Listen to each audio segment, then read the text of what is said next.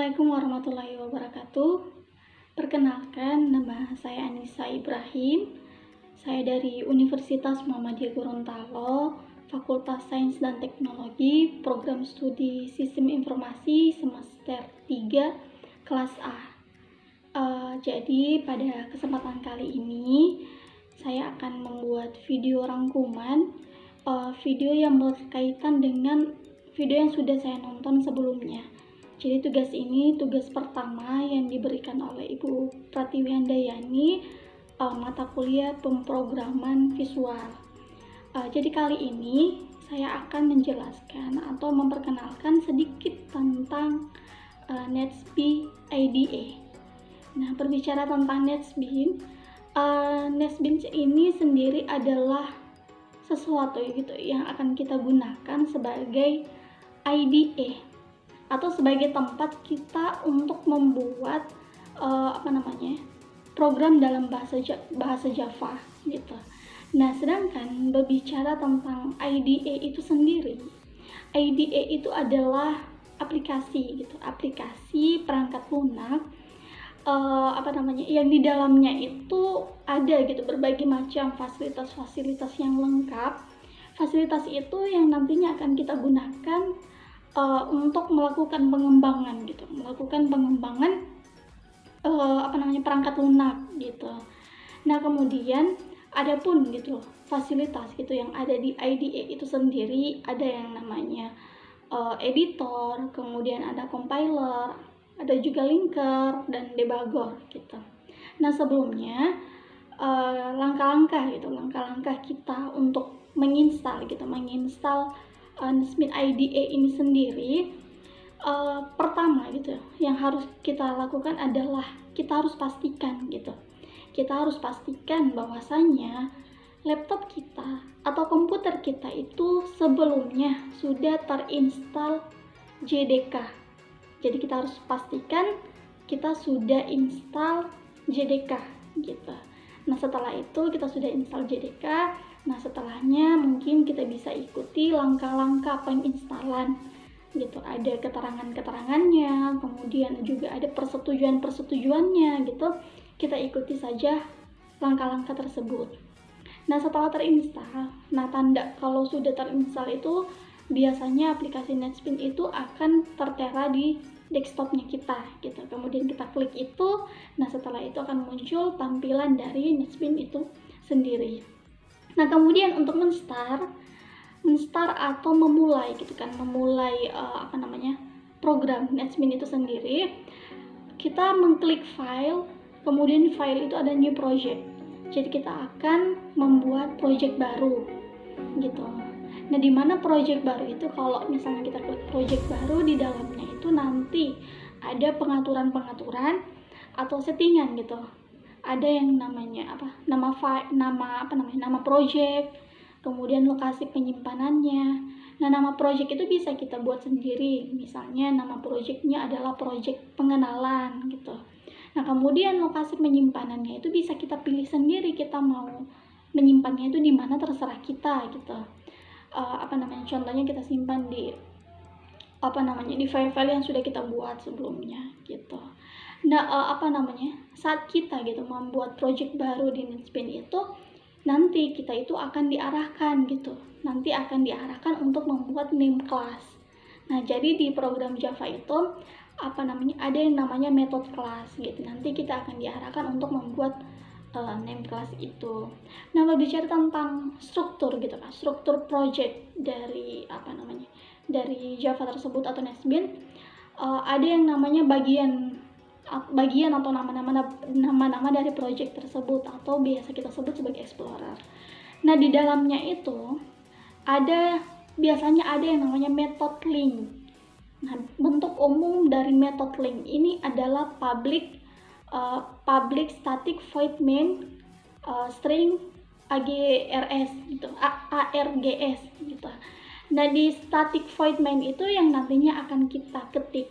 Kalau misalnya kita ketik program, nantinya kita ketiknya di situ gitu, di static void main itu. Nah, akan tapi kita juga tidak tidak berpatokan di situ saja, di metode itu saja, tetapi di setiap programnya Java itu ada ada metode main gitu, sehingga kita bisa membuat metode-metode yang lain gitu. Contohnya kalau misalnya kita ingin membuat project baru atau project sederhana lah, kita bisa ketik system out print string, misalnya kita membuat welcome to Java gitu, kemudian titik koma gitu. Itu contoh program sederhana. Nah, lantas bagaimana cara kita untuk bisa menjalankan itu atau bisa mengetahui hasilnya? Kita bisa menjalankan program tadi itu, program sederhana itu dengan mengklik kanan, kemudian ada run file di situ. Bisa juga kita pakai shortcut itu Shift F6 gitu. Kita klik itu, nantinya hasil program sederhana yang kita buat tadi itu nanti akan muncul di bawahnya. Nanti akan tertulis welcome to Java gitu. Nah, itu membuat program sederhana. Nah, kemudian di NetSpin itu juga kita perlu yang namanya variabel. Nah, apa sih itu variabel gitu? Nah, ternyata variabel ini adalah bagian dari program Java itu sendiri. Nah, fungsi variabel ini untuk apa? Jadi ternyata fungsi dari variabel ini sendiri adalah untuk menyimpan data-data yang telah kita buat. Gitu. Jadi kalau misalnya kita mau membuat membuat data atau program, nanti di variabel ini tempat menyimpanannya. Nah, sebagai tempat menyimpan data, tentu variabel ini harus dideklarasikan atau harus didefinisikan ini apa gitu. Misalnya tipe datanya apa gitu. Kemudian nama variabelnya apa, kemudian inisialnya apa gitu, supaya bisa terbaca seperti itu. Jadi harus dideklarasikan. Nah, kemudian dalam membuat variabel tidak sembarangan gitu, tidak langsung buat variabel jadi gitu. Tapi ternyata dalam membuat gitu atau dalam mengetik variabel itu sendiri kita ada yang namanya aturan-aturan. Jadi di dalam Java itu ada aturan-aturan dalam membuat variabel. Aturan yang pertama itu, kalau misalnya kita ingin membuat variabel, kita harus pastikan bahwasanya karakter awal atau karakter itu dia harus dimulai dari dari A sampai Z huruf kecil atau A sampai Z huruf besar gitu. Jadi dimulai dari situ gitu. Itu variabel. Atau bisa juga garis bawah seperti itu, kemudian lambang dolar gitu. Nah, kemudian variabel ini sendiri itu dia tidak bisa dimulai gitu, atau karakter awalnya itu tidak bisa dimulai dari bilangan. Misalnya 0, 1, 2, 3 itu tidak bisa gitu. Itu variabel tidak bisa dimulai dari situ. Kenapa? Karena nantinya akan error. Kenapa error? Karena angka atau bilangan itu tidak dibaca atau tidak dikenali oleh Java. Nah, akan tetapi kita bisa menggunakan misalnya X1, X2, X3 dan seterusnya, itu bisa kita gunakan. Kenapa? Karena itu dikenali oleh Java gitu. Nah, jadi seperti itu, tidak bisa diawali dengan bilangan.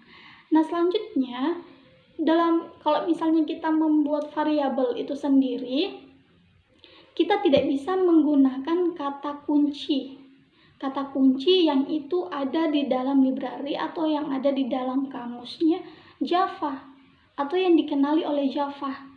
Misalnya kan ada kata static tadi, ada kata method, sistem. Nah, itu kita tidak bisa pakai gitu. Nantinya sistemnya akan error. Kenapa? Karena itu dikenali gitu, itu tersimpan di dalam library-nya Java, sehingga kita tidak bisa pakai itu. Kecuali kita bisa ubah, misalnya static kita ganti static dalam huruf K. Nah, itu bisa kita pakai. Tapi kalau static C itu nggak bisa dipakai gitu, karena itu ada di dalam library-nya Java, sehingga kita harus mencari kata kunci yang lain. Nah, yang ketiga itu saat kita ingin membuat yang namanya variabel gitu, kita tidak bisa menggunakan yang namanya operator.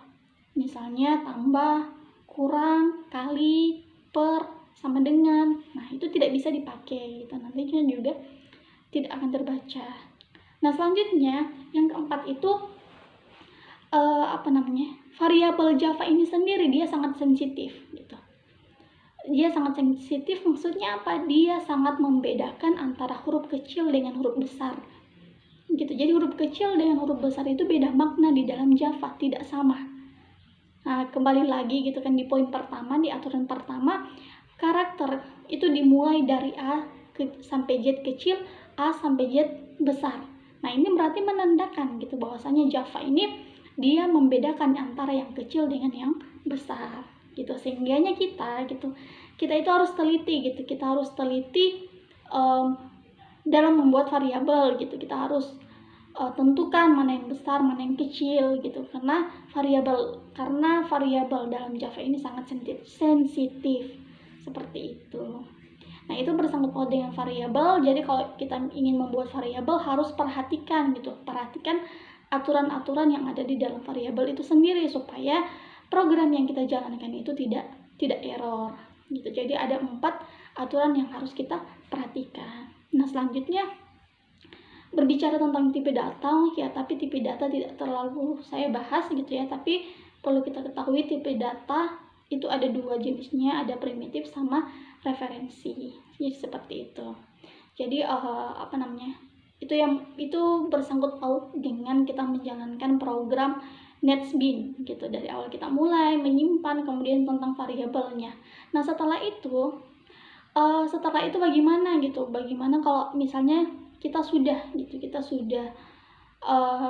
membuat program dari NetBeans itu sendiri, lantas akan tersimpan di mana gitu programnya. Nah, jadi kalau misalnya kita lihat di Explorer, kalau misalnya kita sudah membuat suatu program, nantinya program yang sudah kita buat itu nantinya akan tersimpan di dalam folder yang sudah kita buat gitu. Jadi dia akan tersimpan di folder yang sudah kita buat sebelumnya. Jadi seperti itu tentang NetBeans.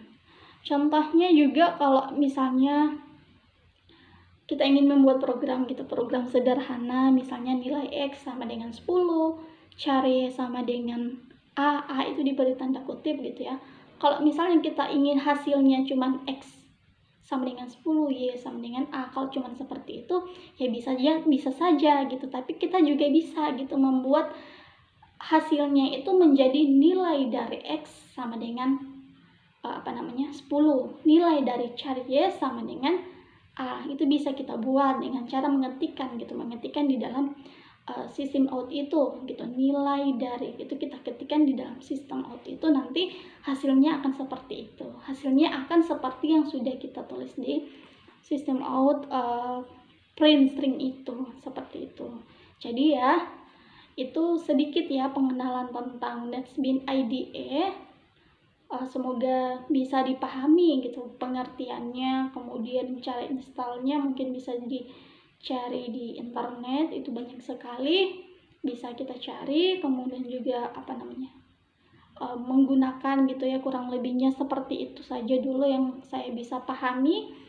Jadi ya mohon maaf kalau misalnya di dalam video ini banyak sekali kesalahan, misalnya salah menyebut atau urutannya salah atau lain sebagainya, itu mohon dimaafkan ya, karena memang first time saya belajar tentang NetBeans IDE ini gitu. Jadi demikian dulu video dari saya, lebih kurangnya mohon maaf. Assalamualaikum warahmatullahi wabarakatuh.